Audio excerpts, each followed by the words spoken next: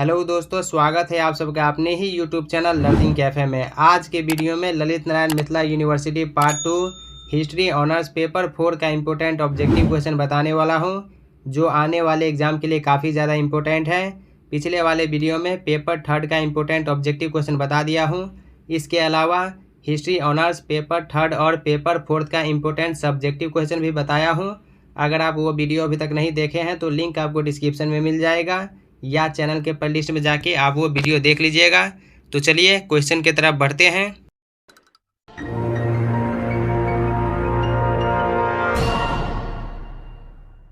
हमारा पहला क्वेश्चन है, 4 जनवरी 1948 ईस्वी को कौन सा देश आज़ाद हुआ? 4 जनवरी 1948 ईस्वी को बर्मा आज़ाद हुआ। ऑप्शन बी राइट आंसर हो जाएगा, बर्मा। चीन 1949 ईस्वी में आज़ाद हुआ। जापान 11 फरवरी 660 बीसी में आज़ाद हुआ। फिलीपींस 4 जुलाई 1946 ईस्वी को अमेरिका से आज़ाद हुआ। अमेरिका से पहले फिलीपींस स्पेन का गुलाम था। स्पेन से 1818 ईस्वी में 12 जनवरी 1818 ईस्वी में फिलीपींस स्पेन से आज़ाद हुआ। नेक्स्ट क्वेश्चन, द्वितीय आंग्ल बर्मा युद्ध कब हुआ? द्वितीय आंग्ल बर्मा युद्ध 5 अप्रैल 1852 ईस्वी में हुआ। ऑप्शन बी हो जाएगा 1852 ईस्वी में, और 1853 ईस्वी तक चला। चीन में खुले द्वार की नीति की घोषणा किस शक्ति के द्वारा की गई? अमेरिकी शक्ति के द्वारा। तो ऑप्शन डी हो जाएगा, अमेरिका। मेजी पुनर्स्थापना का संबंध है जापान से। मेजी पुनर्स्थापना का संबंध जापान से है। किस वर्ष पहली बार जापान का दरवाज़ा खोला गया? 1854 ईस्वी में। व्यापार के लिए 1854 ईस्वी में जापान का दरवाज़ा सबसे पहले खोला गया था। इंडोनेशिया में प्रथम संसदीय चुनाव कब हुआ? 29 सितंबर 1955 ईस्वी को। तो ऑप्शन ए हो जाएगा, सितंबर 1955 में। चीनी क्रांति किस वर्ष घटित हुई है? 1911 ईस्वी में। चीनी क्रांति 1911 ईस्वी में हुई है। चीन के कम्युनिस्टों ने किस प्रांत में अपनी पहली सरकार का गठन किया? नानकिंग में। ऑप्शन ए हो जाएगा, नानकिंग। ओरिएंटल सोसाइटी की स्थापना हुई थी। ओरिएंटल सोसाइटी की स्थापना 1960 ईस्वी में हुई थी। ऑप्शन सी हो जाएगा, 1960 ईस्वी में रविंद्रनाथ टैगोर और उनके भाई अवनींद्रनाथ टैगोर के द्वारा ओरिएंटल सोसाइटी की स्थापना हुई। किस सम्मेलन द्वारा जापान के नाभिक शक्ति को परिसीमित किया गया? वाशिंगटन सम्मेलन के द्वारा। ऑप्शन डी हो जाएगा, वाशिंगटन सम्मेलन।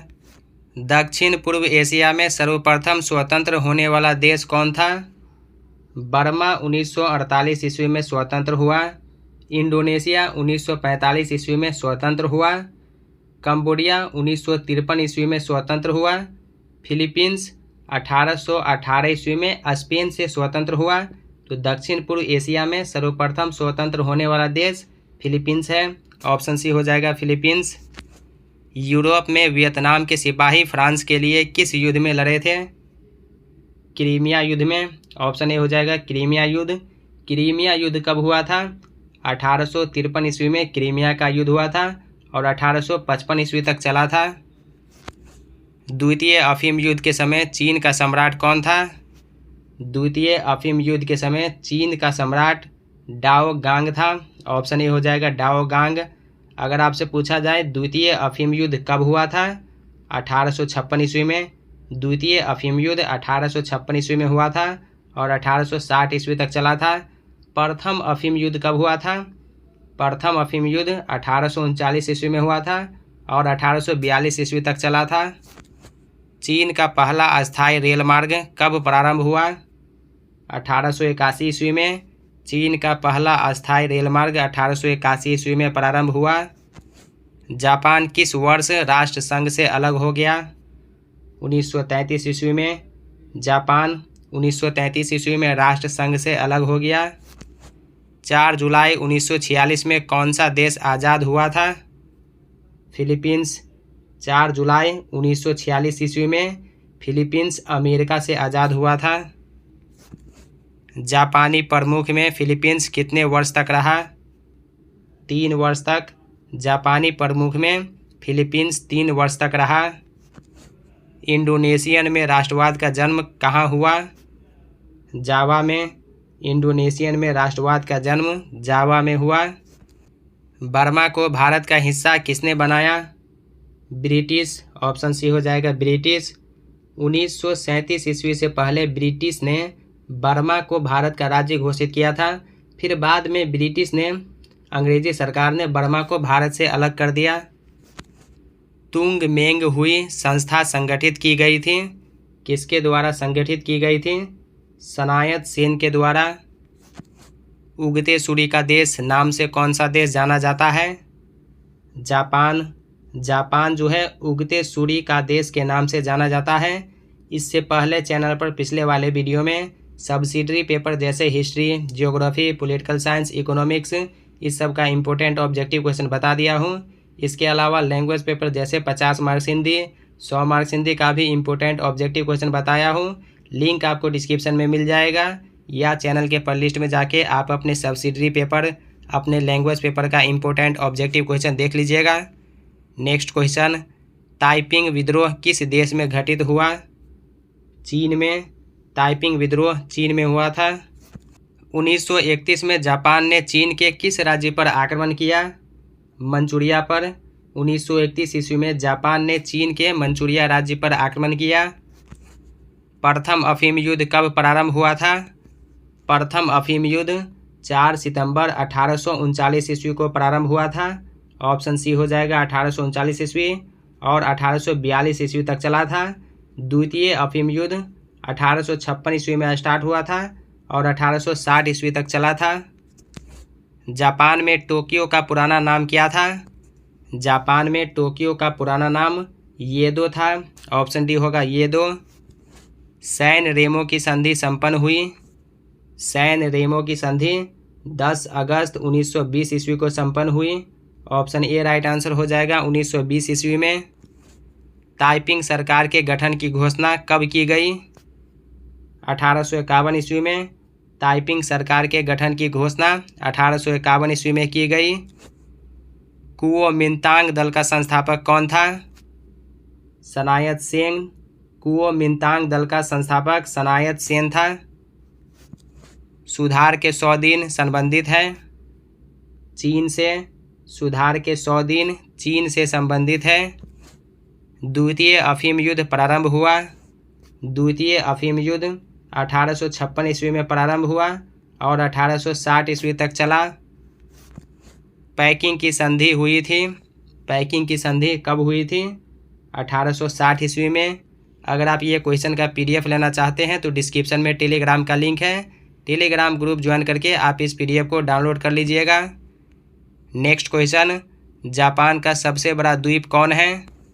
जापान का सबसे बड़ा द्वीप होन्शु द्वीप है। ऑप्शन डी होगा होन्शु। जापान में शोगुन कौन थे? सामंत। सामंत को ही जापान में शोगुन कहा जाता था। तुर्की में खिलाफत समाप्त किया गया। तुर्की में खिलाफत कब समाप्त किया गया? 1924 ईस्वी में। ऑप्शन डी हो जाएगा 1924 में।